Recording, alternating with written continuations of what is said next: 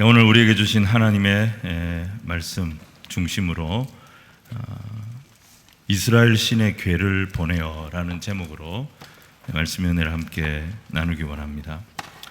이스라엘 백성들은 블레셋과의 전쟁에서 아주 참패를 당했습니다. 첫 번째 전쟁에서 지고 난 뒤에 빨리 그 패배의 수렁에서 벗어나려고 성급하게 언약궤를 끌고 두 번째 전쟁을 시도했습니다. 더 큰 패배를 겪었지요. 그리고 언약궤는 뺏겼습니다. 그 언약궤와 함께 왔던 대제사장 엘리의 두 아들 홈니와 비느하스 제사장도 그 자리에서 죽었습니다. 그 소식을 듣고 아버지 엘리도 죽었습니다. 그리고 비느하스의 아내는 출산하다가 그 소식을 듣고 죽게 됩니다. 이스라엘이 완전히 초토화가 된 겁니다.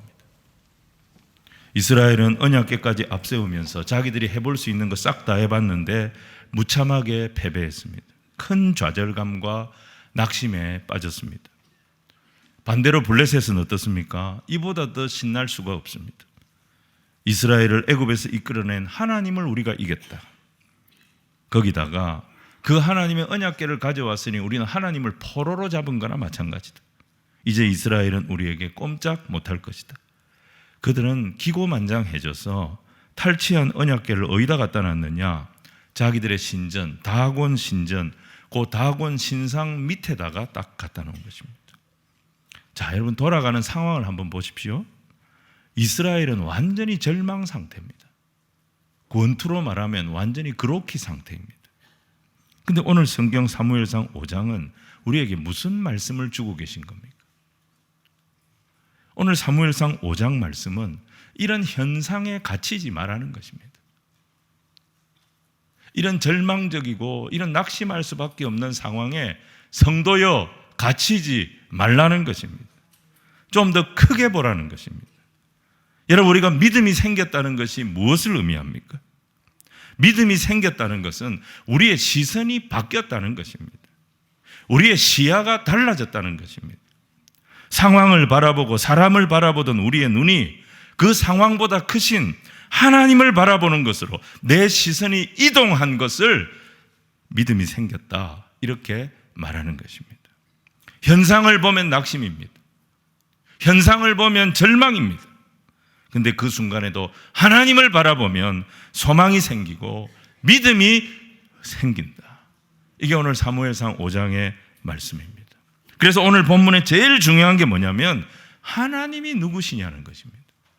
현실이 어떠하냐가 아니라 하나님이 누구시냐는 것입니다. 어떤 형편, 어떤 상황에서도 우리가 하나님이 누구신지를 바르게 인식하고 있다면 우리는 흔들리지 않을 겁니다. 우리는 무너지지 않을 겁니다. 우리는 다시 일어나는 힘을 얻게 될 줄로 믿습니다. 여러분, 오늘 우리의 문제가 뭐냐면 너무 약한 거예요. 내 계획대로 조금만 잘 안 되면 그냥 자빠지는 거예요. 교회가 뭘 잘못했다면 너무 쉽게 낙심하는 거예요. 견딜 줄을 모르고 버텨낼 줄을 모릅니다. 우리의 눈에 펼쳐진 현상이 너무 크게 보이는 것이고 우리 앞에 있는 인간이 너무 크게 보이기 때문입니다. 그런데 여러분, 오늘 5장을 보십시오. 인간들은 한 게 뭐가 있어요? 이스라엘 백성들은 전쟁에 패하고 제사장 죽고 언약궤 뺏기고 사람이 한 건 이게 전부입니다. 그런데 5장을 보십시오. 누가 싸우고 있습니까? 하나님 홀로 싸우고 계십니다. 하나님 홀로 적진에 들어가셔서 대적 블레셋과 싸우시고 그 블레셋을 꼼짝 못하게 만드셔서 다시 언약궤가 이스라엘로 돌아오도록 하나님이 만드시는 것을 보게 됩니다. 우리도 마찬가지입니다. 아무리 형편이 불리하고 아무리 상황이 절망적이라 할지라도 우리가 믿는 하나님은 일당 백만의 하나님이심을 믿으시기를 바랍니다. 만유위에 충만하신 그 하나님의 영광을 바라보면 우리는 오늘도 절망을 이길 수가 있고 낙심을 이길 수가 있다는 것입니다. 자, 오늘 첫 번째, 여호와의 언약궤를 멸시한 블레셋 사람들입니다. 여러분, 하나님의 궤가 뭔가요? 이 여호와의 언약궤가 뭡니까? 이 세상 모든 사람들은 자기들의 신을 섬기는데 그 신들은 다 형상이 있습니다. 나무의 형상이든지 무슨 소의 형상이든지 뱀의 형상이든지 무슨 사람의 형상이든지 형상이 다 있어요. 근데 하나님은, 우리가 믿는 하나님은 형상이 없습니다. 그래서 교회는 종교개혁을 하면서 교회 안에 성상 이런 거 다 없애라 그랬습니다. 그게 우상이 될 수 있기 때문입니다. 대신에 하나님은 상징물을 하나 주셨어요. 그게 뭐냐? 광야에 그 흔해 빠진 시띠나무, 이스라엘 백성들을 광야에서 하나님 처음 만나 주셨기 때문에 광야에 흔해 빠진 시띠나무.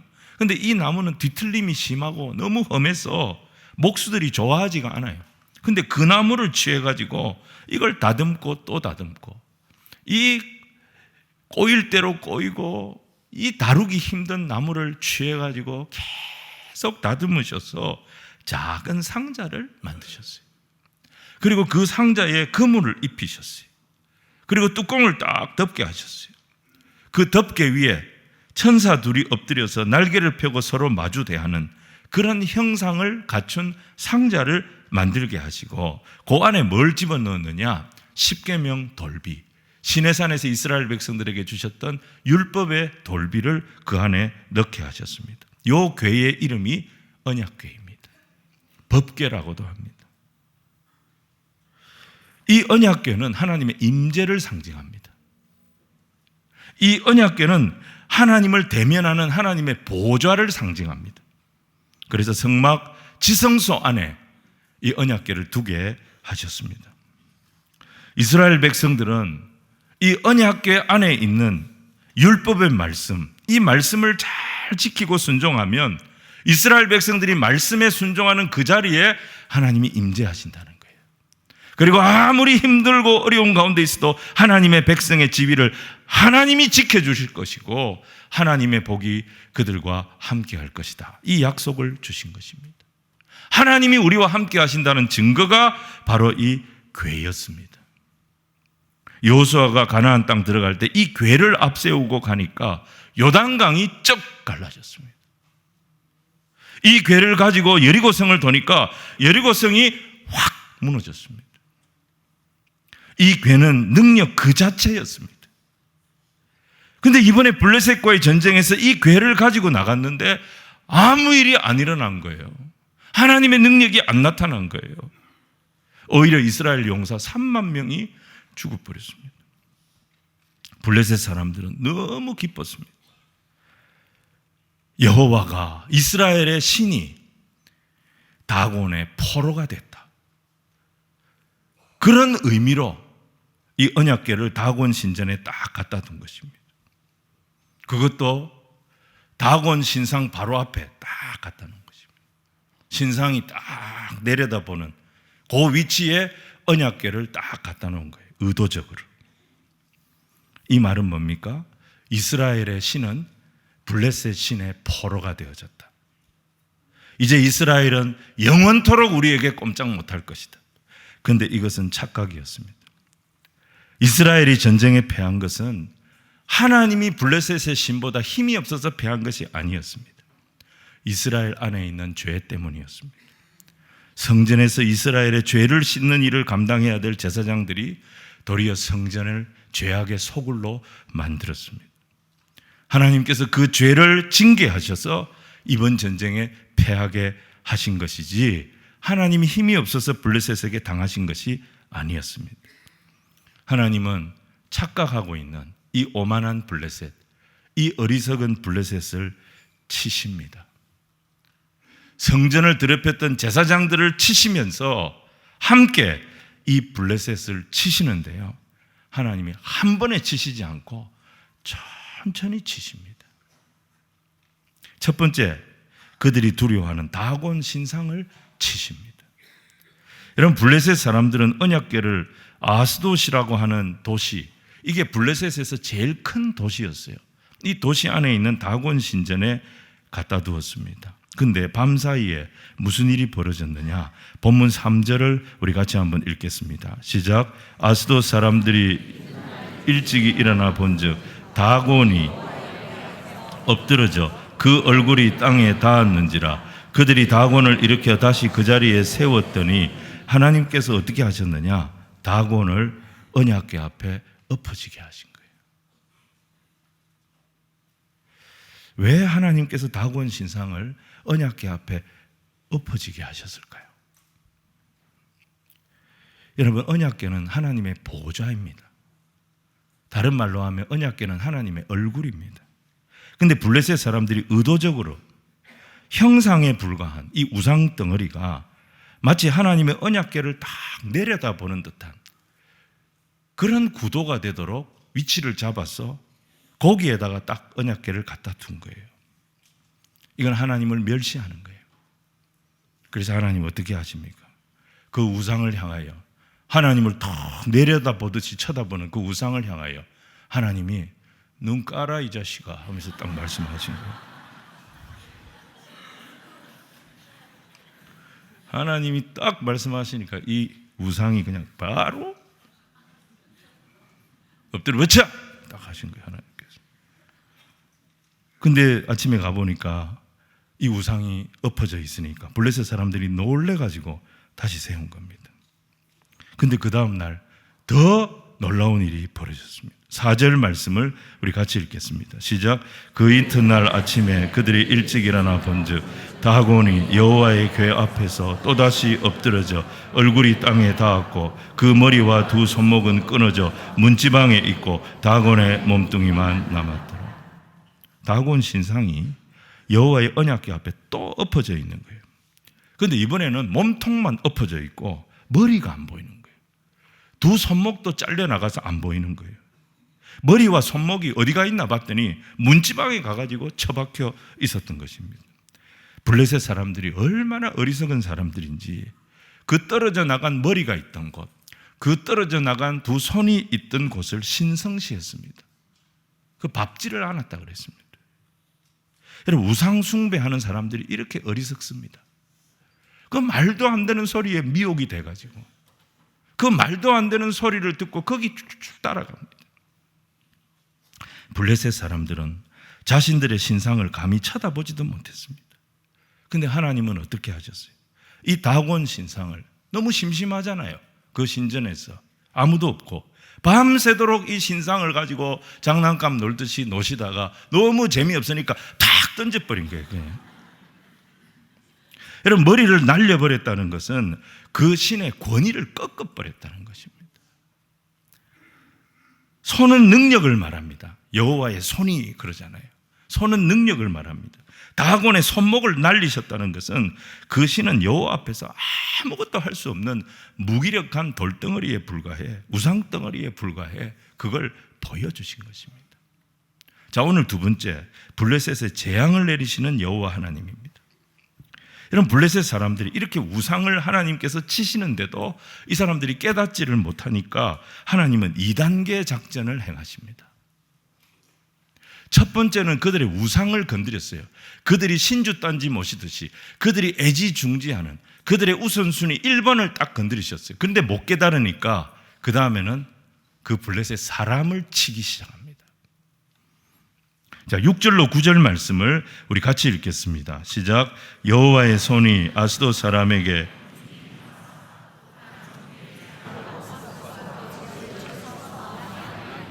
아스돗 사람들이 이를 보고 이르되 이스라엘 신의 궤를 우리와 함께 못하게 할지라 그의 손이 우리와 함께.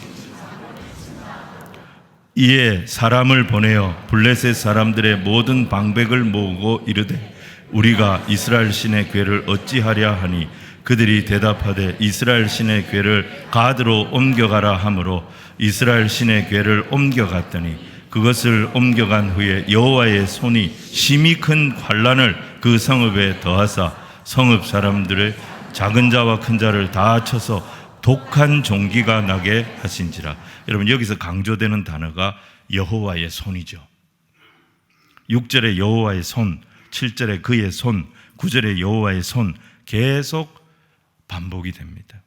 이게 뭘 대조시키고 있습니까?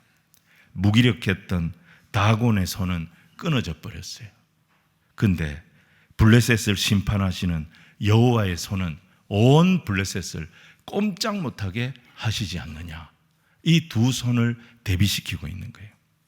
아스돗에 독한 종기가 창궐했다 그랬는데 이 독한 종기가 뭘까요? 나중에 여러분 6장을 보시면요, 이 언약궤를 다시 이스라엘로 이제 돌려보내, 도저히 감당이 안 되니까 돌려보내는데 블레셋 사람들이 언약궤와 뭘 같이 보내냐면 금으로 만든 쥐 형상 5개를 만들어서 함께 보냈습니다. 5개는 블레셋의 5 도시국가를 말합니다. 왜 금쥐 형상을 만들었을까요? 블레셋 사람들은 이 종기가 쥐하고 관련이 있다고 보았던 것입니다. 그래서 성경학자들은 이 병을 쥐벼룩에 의해서 옮겨지는 강력하고 무서운 전염병, 패스트로 봅니다. 여러분, 중세 때 이 패스트 때문에 유럽 사람들이요 3분의 2가 죽어나갔습니다. 무서운 병입니다. 아무 생각 없이 언약궤를 가져왔다가 지금 블레셋이 완전히 엉망진창이 된 겁니다. 아스돗 사람들이 도저히 감당이 안 되니까 언약궤를 가드로 옮겨가라 그랬습니다. 가드로 옮겨가는데 가드에 옮겨놨더니 이 독한 종기가 가드 사람들에게 또 퍼졌습니다. 가드 사람들도 감당할 수 없어가지고 에그론으로 옮겨가라. 에그론으로 옮겨가는데 에그론 사람들은 이 소식을 이미 들었습니다. 그래 마을 입구에 피켓 들고 프랭카드 붙이고 결사반대, 언약궤 반대한다, 언약궤 못 드린다, 누워가지고 항의 데모를 했던 거예요. 10절 말씀을 우리 같이 읽겠습니다. 시작. 이에 그들이 하나님의 궤를 에그론으로 보내니라. 하나님의 궤가 에그론에 이른즉 에그론 사람이 부르짖어 이르되 그들이 이스라엘 신의 궤를 우리에게로 가져다가 우리와 우리 백성을 죽이려 한다 하고, 전쟁에 이겼다고 며칠 전까지만 해도 얼마나 블레셋 사람들이 기고만장했습니까? 그런데 불과 며칠 사이에 이 언약궤를 놓고 서로 안 받겠다고 온 나라가 지금 거의 공황 상태, 모든 국가가 마비돼 버리는 이런 상황에 빠진 것입니다. 자, 블레셋이 이렇게 되는데 5장 보세요. 이스라엘 백성들이 뭘 했죠? 이스라엘 백성들 한 게 아무것도 없어요. 이 블레셋 땅에서 하나님 홀로 하나님이 이스라엘의 하나님 되심을 증명하고 계셨던 것입니다. 그래서 5장이 우리에게 전하는 중심 메시지는 다른 것이 아닙니다. 하나님이 누구신가 하는 것입니다. 하나님이 어떤 분이냐 하는 것입니다. 우리 성도들은 이것을 분명하게 기억해야 합니다. 우리가 믿는 하나님은 창조의 하나님이십니다. 우리가 믿는 하나님은 전능하신 하나님이십니다. 우리가 믿는 하나님은 역사를 주관하시는 살아계신 하나님이십니다. 그래서 우리는 고백해야 됩니다. 그 하나님 한 분이면 충분합니다. 하나님 한 분이면 충분합니다. 우리 같이 한번 해보겠습니다. 하나님 한 분이면 충분합니다. 한 번 더. 하나님 한 분이면 충분합니다. 여러분, 내 곁에 돕는 사람이 없다 할지라도 우리는 그것 때문에 징징거리면 안 됩니다.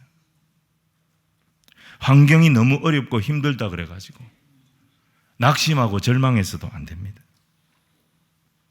우리가 주님 위해서 뭘 해드리면 주님이 좀 기뻐하실까, 이런 생각보다도 하나님 홀로 얼마든지 하실 수 있는데 나같이 자격 없고 능력 없는 자를 부르셔서 주의 일에 동력하게 하신다니, 이게 얼마나 감사한가.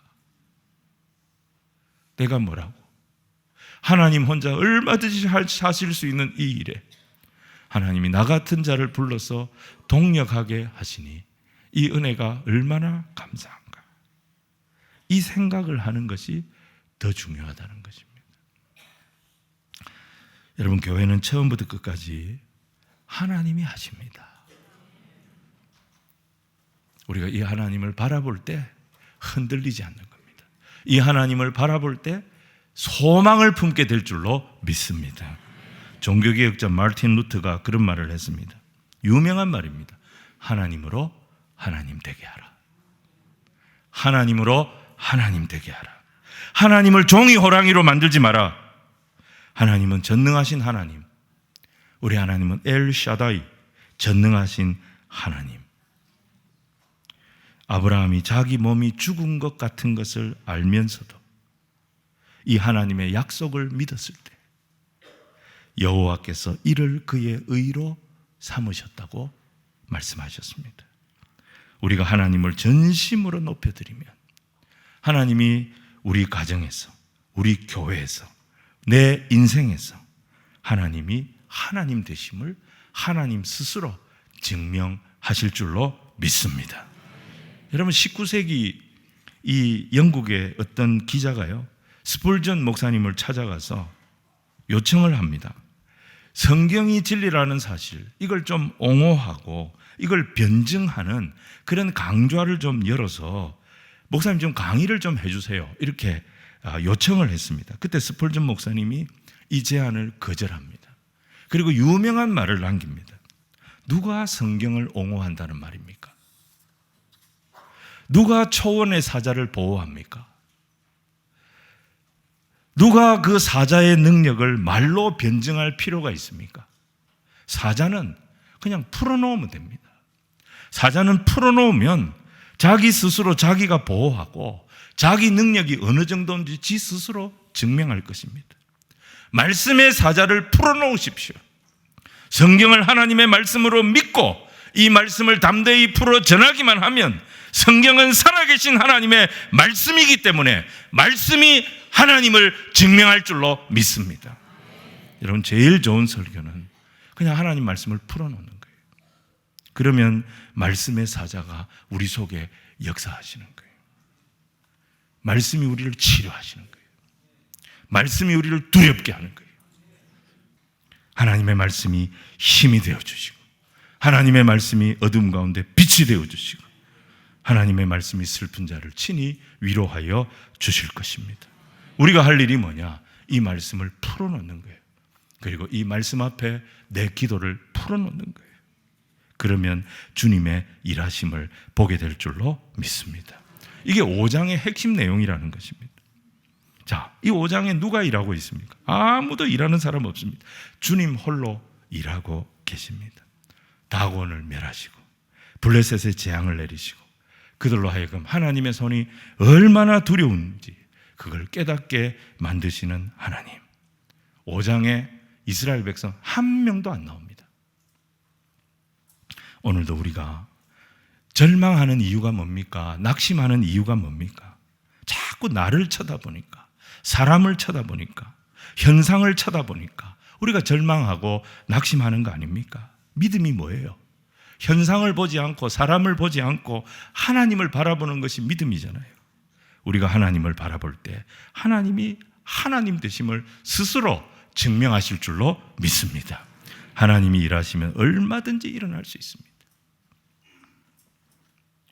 이 믿음 안에서 내 삶에 어떤 영역이든지 모든 무너진 것을 다 회복시키시는 그 말씀의 사자 앞에 무릎 꿇는 저와 여러분이 되기를 주님 이름으로 축원을 드립니다.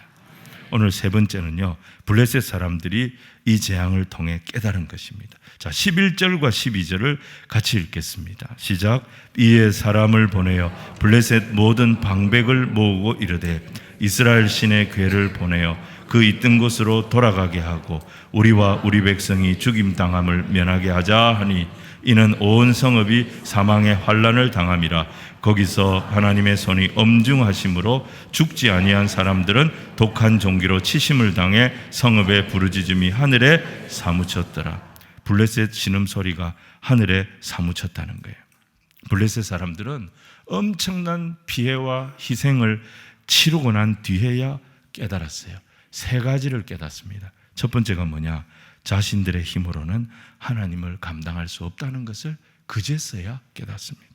이걸 빨리 알았어야 되는데 완전히 박살이 나고 난 뒤에야 자기들이 이 언약궤를 감당할 수 없고 하나님을 감당할 수 없다는 것을 깨달은 거예요.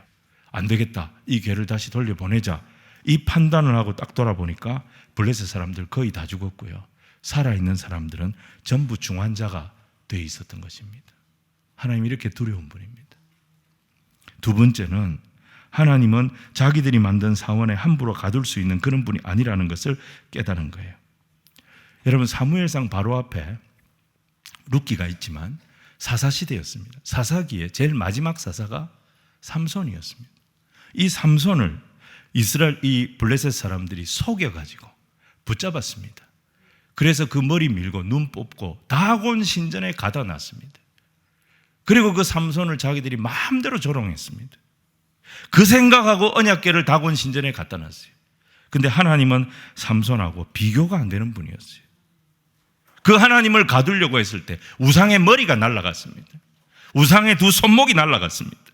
그리고 온 독종 재앙으로 많은 사람들이 죽어나가는 참사가 블레셋 땅에 일어났습니다. 하나님이 이런 분입니다. 세 번째, 이스라엘 백성들이 얼마나 대단한지를 깨닫게 된 겁니다. 자기들은 이 언약궤를 갖고 와가지고 며칠을 감당을 못하고 온 나라가 박살이 났는데 이스라엘 백성들은 어떻게 지난 수백 년 동안 이 언약궤를 모시고 살면서도 아무 일이 없었을까? 아무 일이 없는 정도가 아니라 이 언약궤 때문에 그 많은 복들을 이 백성들은 어떻게 다 받았을까? 이스라엘 백성 진짜 대단하다. 이걸 깨닫게 된 겁니다. 여러분, 언약궤가 어떻게 이스라엘을 떠나서 블레셋에 오게 된 거예요? 이스라엘 백성들이 하나님 앞에 범죄했기 때문에. 이스라엘 백성들이 하나님 제대로 안 섬기고, 이스라엘 백성들이 예배를 무시하고, 이스라엘 백성들이 하나님 말씀에 불순종하고, 이가봇, 그래서 하나님의 영광이 이스라엘을 떠나버린 거 아닙니까? 그래서 언약궤가 자기들에게 온 거 아닙니까? 처음에는 자기들이 언약궤를 빼앗은 줄 알았어요. 그래서 의기양양했어요. 근데 곧 후회합니다. 자기들은 언약궤를 도저히 감당할 수 없다는 것을 알게 된 거예요. 그래서 그들이 내린 결론은 언약궤 다시 이스라엘로 돌려보내야 되겠다. 여러분, 전 세계에 언약궤를 감당할 수 있는 백성은 하나님의 백성들밖에 없습니다. 하나님의 백성들이 하나님 잘 섬겨서 이 언약궤가 이스라엘을 떠나게 하지 않는 것이 블레셋에도 복이 된다는 사실을 깨달은 것입니다. 블레셋 사람들은 이스라엘의 이 죄지은 이스라엘은 이길 수가 있었어요. 그런데 하나님의 작은 상자인 언약궤는 이길 수가 없었던 것입니다. 여러분, 우리가 어떤 존재인지를 알아야 됩니다. 하나님의 백성은 정말 위대한 사람들입니다. 여러분, 우리가 이 땅에 예배를 심고 기도를 심는 것은 이 땅을 살리는 것입니다. 우리가 기도로 이 땅을 향한 심판의 수위를 떨어뜨릴 수 있습니다. 이런 백성이 하나님의 백성들입니다. 우리가 예배를 통해 하나님의 복을 이 땅으로 끌고 올 수가 있습니다. 이런 권세를 가진 백성이 하나님의 백성들입니다. 그런데 이 중요한 백성들이 하나님 말씀 무시하고 영적으로 잠들어 있다면 하나님이 얼마나 안타까우시겠습니까? 여러분, 교회가 잠들면 세상이 어지러운 법입니다. 선지자 요나를 보십시오. 요나가 배 밑창에 내려갔습니다. 하나님 말씀 불순종하고 다시스로 가는 배 타고 저 밑창까지 내려가서 깊은 잠에 빠졌을 때 배 위에 무슨 일이 벌어집니까? 바다에 풍랑이 일어나고 배에 탄 사람들이 다 죽게 되는 큰 재앙이 벌어졌습니다. 그때 하나님은 요나를 깨우시는데 누구를 보내서 요나를 깨우십니까? 믿지 않는 선장을 보내서 요나를 깨우셨습니다.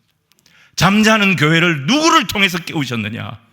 하나님을 모르는 세상을 통해서 교회를 깨우셨다는 것입니다. 여러분, 우리는 텔레비에 한 번씩 시사 고발 프로에서 교회가 잘못하고 교회가 범죄한 것을 방송을 통해 고발할 때 방송국하고 싸우려고 할 것이 아니라 하나님 우리를 깨우고 계시는구나. 영적으로 잠자는 교회를 하나님이 깨우고 계시는구나. 돈에 무너지고 권력에 무너진 교회를 하나님이 다시 깨우고 계시는구나. 이 하나님의 안타까운 마음을 먼저 볼 줄 아는, 먼저 느낄 줄 아는 그런 우리가 되어져야 될 줄로 믿습니다. 말씀 정리하겠습니다. 여러분, 오늘 교회가 이 세상을 축복하는 방법이 뭐냐면 우리가 성경대로 믿고 성경대로 사는 겁니다. 우리가 하나님 말씀 붙잡고 그 말씀에 순종하면 우리가 있는 곳에 빛이 임합니다. 예배를 심고 기도를 심고 내 모든 것이 하나님의 은혜임을 감사하고 그 은혜를 독점하려고 하지 아니하고 세상으로 흘려보내기 시작할 때 세상 사람들이 교회를 다시 볼 겁니다. 그게 복음의 선순환이에요. 은혜의 선순환이에요. 그 선순환이 일어나기 시작하면 교회가 살아나고요, 세상이 하나님의 복을 경험하게 되는 것입니다. 이 세상 모든 것 하나님 앞에 장난감입니다. 블레셋 다곤, 블레셋 사람들은 절대적인 신이라 생각하고 쳐다보지도 못하고 건드리지도 못했어요. 그런데 하나님 앞에는 아무것도 아니었죠. 우리의 상황이 아무리 힘들고 어려워도 성도는 상황을 보고 낙심하면 안 됩니다. 성도는 형편을 보고 절망하면 안 됩니다. 우리가 믿는 하나님은 세상 어떤 신도 함부로 할 수 없는 창조의 하나님, 전능하신 하나님, 역사를 주관하시는 살아계신 하나님이십니다. 그 하나님께서 오늘 우리를 왕같은 제사장으로 삼으셨습니다. 하나님은 우리를 통해 살아있는 예배가 일어나기를 원하십니다.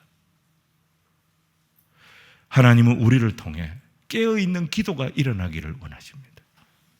예배와 기도가 살아나면 세상이 아무리 혼란스럽고 세상이 아무리 문제가 많아도 그 속에서 하나님은 우리와 함께 하실 줄로 믿습니다. 그래서 제일 어려운 게 뭐냐면 내 삶에 하나님이 하나님 되게 하시는, 그게 성도는 평생 싸워야 할 싸움입니다. 우리가 할 일이 뭐냐? 이곳에 말씀의 사자를 풀어놓는 거예요. 우리의 기도를 그 앞에 풀어놓는 거예요. 그러면 주님이 일하십니다. 주님이 일하시면 예배가 회복이 되고, 주님이 일하시면 기도가 살아나고, 주님이 일하시면 관계가 회복이 되고, 주님이 일하시면 상처가 치유가 되고, 마귀 사탄은 힘을 잃고 우리의 절망과 낙심 거기서부터 다 회복해 하시는 하나님의 치료의 광선, 축복의 광선이 온 땅에 충만케 되는 역사가 이곳에서부터 시작될 줄로 믿습니다. 하나님을 하나님 되게 하십시오. 내 삶에 하나님이 하나님 되게 하십시오. 하나님, 저는 하나님 한 분이면 충분합니다.